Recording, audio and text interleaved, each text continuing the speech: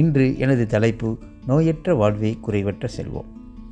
ஒரு மனிதனுடைய நோய் என்பது உடலிலிருந்து வருவதில்லை, மாறாக அது மனதிலிருந்தே வருகிறது. நமது உடலில் ஒரு சதைப்பகுதி இருக்கிறது. அது முழுவதும் சீர்பெறுமையானால் நமது உடல் முழுவதும் சீர்பெறுகிறது. அது முழுவதும் கெட்டுவிடுமையானால் நமது உடல் முழுவதும் கெட்டுவிடுகிறது. அது நமது உள்ளம், நமது மனது. நமது மனதை என்றென்றும் தெளிவாக வைத்து கொள்ள வேண்டும். நமது எண்ணத்தை என்றென்றும் புனிதமாக வைத்து கொள்ள வேண்டும். நமது எண்ணம் என்பது பிறரை உருவாக்குவதற்கு நல்ல எண்ணங்களே நமக்கு தேவைப்படுகிறது. நமது நல்ல எண்ணங்கள் நம்மையும் காக்கும், பிறரையும் காக்கும். நமது உடலில் அனைத்து நோய்களும் நமது எண்ணங்கள் கெடுவதனால் வருவது. நமது உடல் முழுவதும் ஒரு சதைப்பகுதி இருக்கிறது என்பது நம்மளுக்கு தெரியும், அது மனது. அந்த மனதை நாம் தினந்தோறும் எப்படி சரியாக வைத்துக்கொள்வது? தினந்தோறும் நாம் பேசக்கூடிய பேச்சுகள் அனைத்தும் உண்மையாகவே இருக்க வேண்டும். பின்பு அந்த உண்மை பிறருக்கு சென்றடையும் பொழுது ஒரு நன்மை ஏற்படுகிறது. அந்த நன்மையை நாம் உணரும் பொழுது நமது உடல் முழுவதும் சீர்படுகிறது. நாம் நமது உடலை சீராக வைத்துவிட்டோம் என்று எண்ணிக்கொள்ளலாம். நமது உடல் முழுமையாக சீர்பெறுவது ஒரு சந்தோஷமான நிலையில் ஒரு மனிதன் சிரிக்கக்கூடியவனாகவும், ஒரு துக்கமான நேரத்தில் ஒரு மனிதன் அழுகக்கூடியவனாகவும் இருக்கிறான்.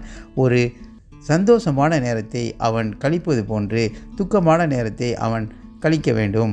துக்கமான நேரத்தில் அவன் மகிழ்ச்சியாக இருக்க வேண்டும். அவன் துக்கம் அவனை அழுத்திவிடும். அந்த துக்கம் பிறர் பட்டாலும் அவரையும் நாம் தேற்ற வேண்டும்.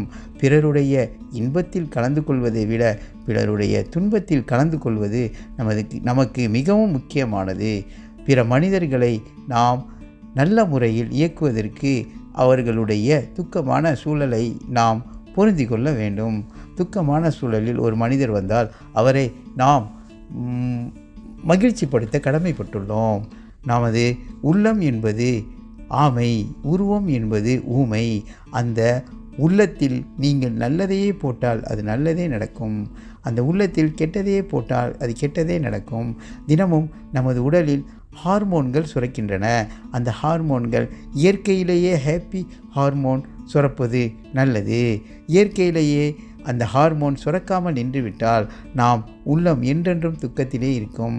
நாம் சரியான நேரத்தில் தூங்குவதும் சரியான நேரத்தில் எந்திரிப்பதும் நமது உடலை ஹாப்பியாக வைத்திருக்கும். இந்த ஹாப்பி ஹார்மோன்கள் அனைத்தும் நமது நோயை போக்கிவிடும். அதற்கு நமது உள்ளமும் நமது எண்ணமும் காரணமாகும். மனமே, ஓ மனமே, நீ மாறிவிடு. அது பனியோ அது மழையோ நீ தாங்கிவிடு. நான் இத்துடன் எனது இந்த உரையை முடித்துக்கொள்கிறேன். நன்றி.